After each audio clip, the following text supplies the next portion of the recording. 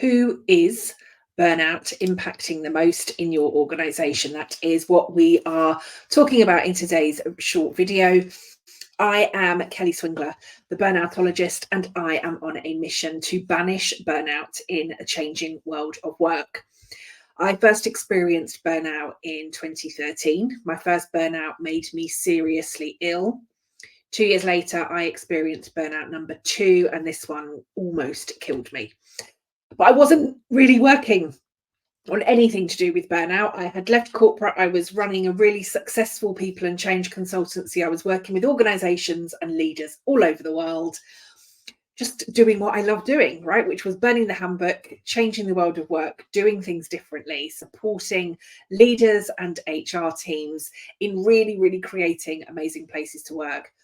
But then I received a phone call that turned everything around for me. And that was to say that my replacement, the replacement HRD from the organisation that I had left, had sadly died in her sleep whilst away on a leadership residential.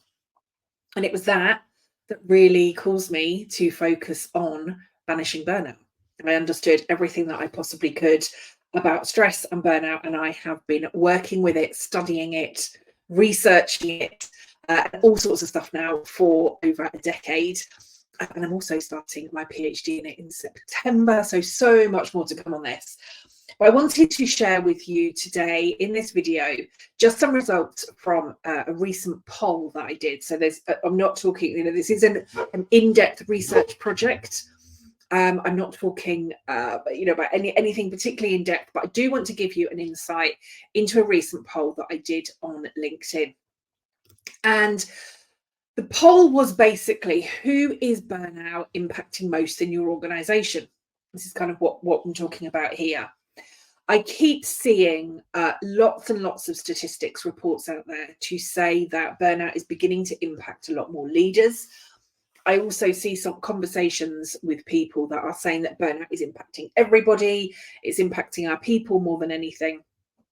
And I have been asked to contribute to some articles and some additional podcast interviews, some of which are starting today. And I had put out just a poll to who is basically asked this question, right? Who is burnout impacting the most in your organization? This is what it came up with. So 5% of respondents said that it was our leaders.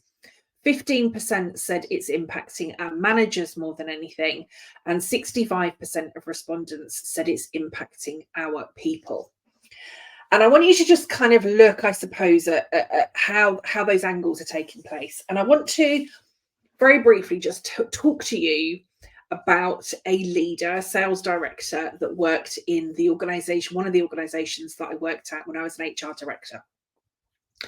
And this guy, sales director, was very well, I suppose a lot of his attitudes and behaviours were just constantly excused.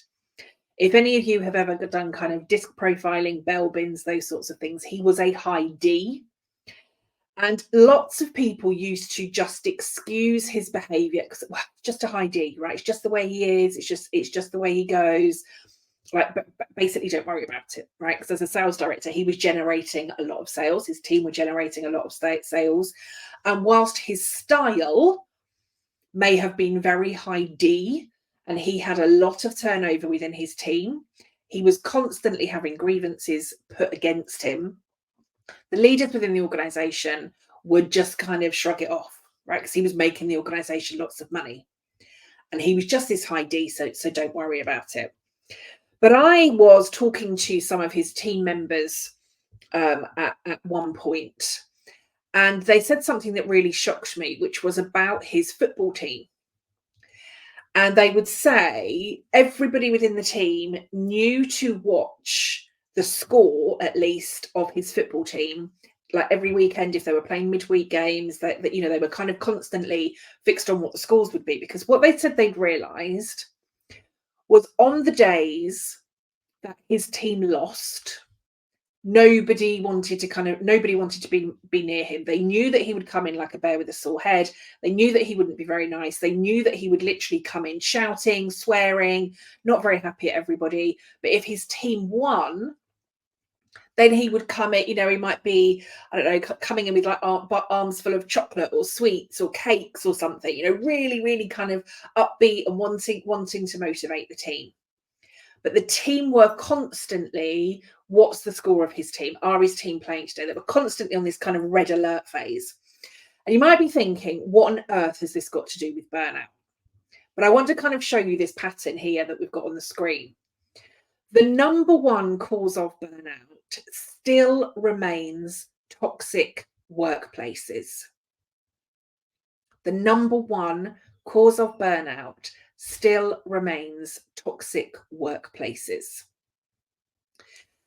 And so if we look at these stats here, I don't know if can I point it the right way? I'm going around the wrong way. But if we look at this one with our leaders, 5% of leaders, and we could say, well, actually, that's out of proportion than if we're looking at 65% of our people. But of course, it's not. This sales director and his behaviors, his shifting mood over football, impacted more than the 60 people that he had within his team. That's one manager, one director, and his team constantly feeling like they needed to either, kind of run and hide if his team had lost, or be kind of there to receive the gifts if his team won. And I'm sure that isn't a one-off in many of your organizations. And it might not be football, but it might be board meetings, one-to-one meetings. There might be something that you think, okay, right, we need to avoid that manager when this happens. We need to avoid that leader when that happens. And so it may not, and again, this is just from this poll. There are stats and research out there that are still saying that over 70% of execs are experiencing burnout.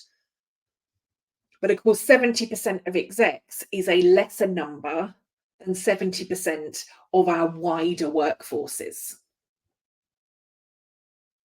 So we could look at it from this perspective. One leader, and we know, right, if one CEO is a toxic CEO, we know how quickly that toxicity ripples through our organizations.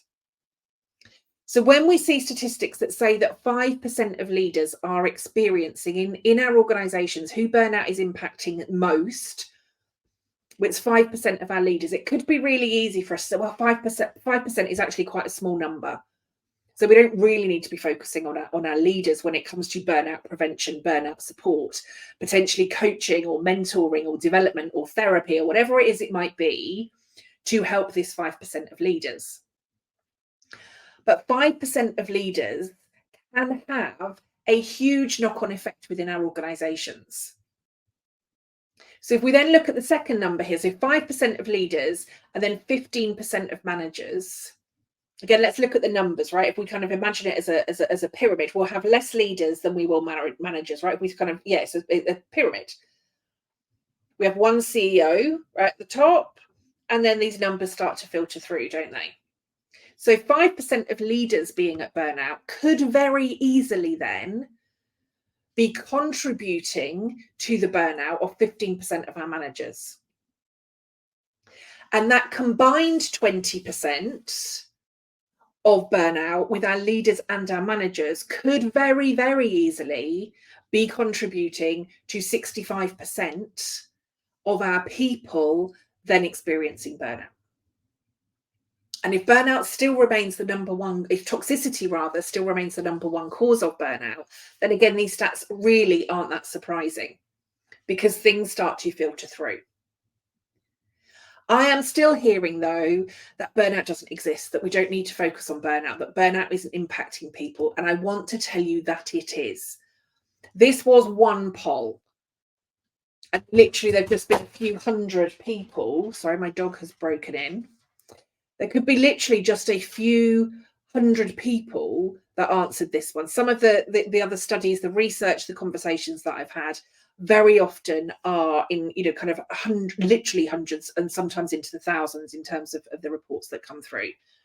With this particular one, that hasn't been the case. This was literally just a couple of hundred people. So these stats may change to look at the differences within our organisations. The bigger the pool, these statistics may well change, but we cannot keep ignoring it. Now, a lot of what I am seeing again with organisations at the moment, with many of my one-to-one clients, is that a lack of clarity and a lack of direction from the top team is seriously contributing to burnout across organisations.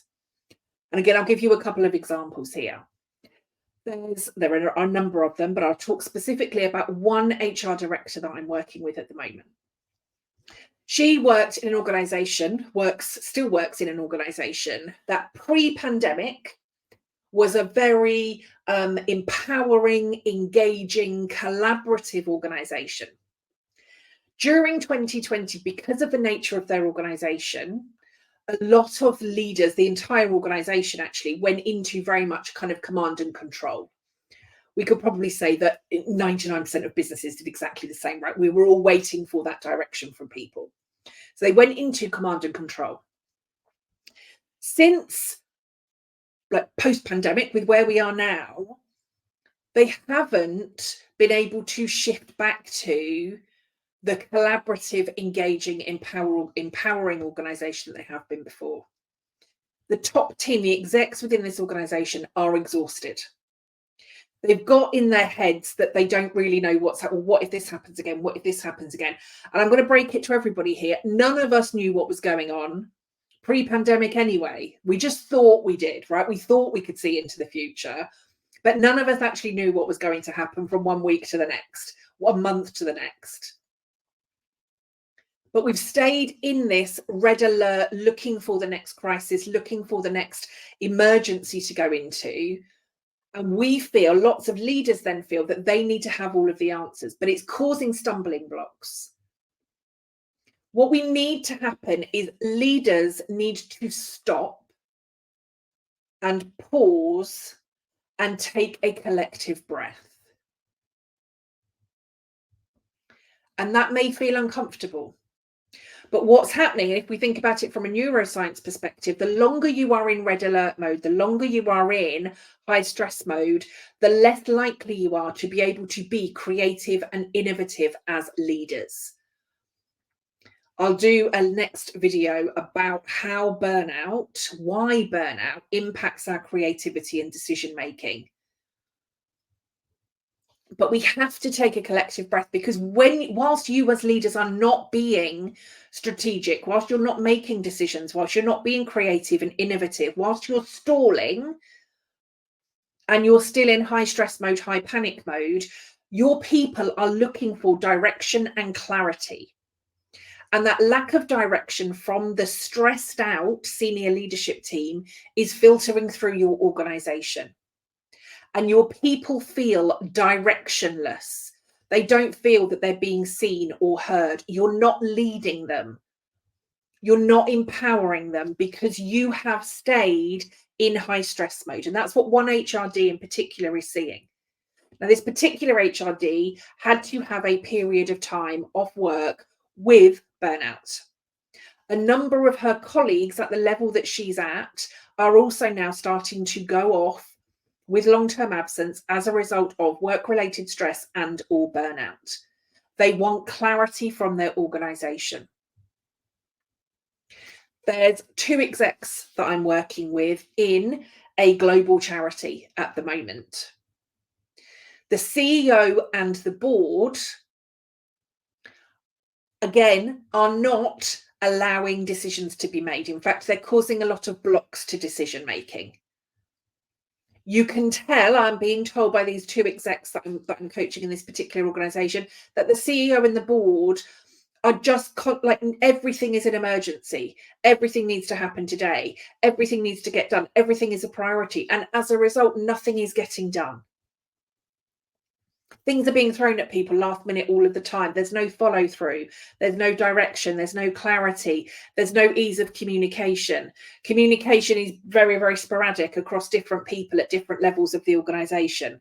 The chairman of the board is jumping in, kind of last minute, sending emails at midnight, 2 o'clock in the morning to the CEO. This needs doing this week. This needs doing this week. This needs to. We cannot work like that. People cannot work like that. And these two exec members, the reason I'm working with them is because the CEO noticed in them that they could be displaying signs of burnout. But I think through working with these two exec members, what the CEO hasn't necessarily realized is that they are displaying the signs of burnout and they are contributing significantly to the stress and feelings and exhaustion and, all of that kind of emotional stuff that their execs are feeling. And it's no wonder really that since 2020, if you within your organization have stayed on that hamster wheel constantly in crisis mode, it's no wonder that you're at a point of compassion fatigue, decision fatigue, change fatigue, emotional fatigue. None of those things are surprising. But if you want to move forwards, if you want to remove this toxicity within your organization, if you want to banish burnout and really, really create change within the world of work for you, for your people, for everybody within your organization, then we do need this collective breath. You need to stop. You need to pause. You really need to assess where you are right here, right now. What's getting in the way of your progress? How are you all feeling? What needs to change? What really are the priorities? What could be different if you just focused on one thing at a time? Now, if you're not sure of your organizational risks with relating to burnout, I'd love for you to head to kellyswingler.com and download your copy of the free burnout assessment. The burnout assessment will highlight a number of your risk factors, and it will give you like a burnout risk score that will highlight the potential burnout risks in your organization at the moment. And hopefully from there, you can start to make the changes that you need to create a happy, healthy workplace for you and your people. A happy, healthy, and high-performing workplace for you and your people, where we banish burnout, where communication is amazing, where toxicity is nowhere to be seen,